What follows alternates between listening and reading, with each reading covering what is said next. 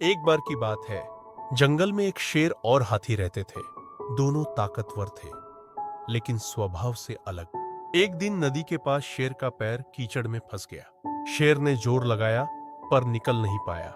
तभी हाथी उधर आया और अपनी सूंड से शेर को बाहर खींच लिया। शेर ने धन्यवाद दिया और कहा, आज से हम दोस्त हैं। उस दिन के बाद शेर और हाथी साथ में जंगल की रक्षा करने लगे। उनकी दोस्ती पूरे जंगल में मिसाल बन गई।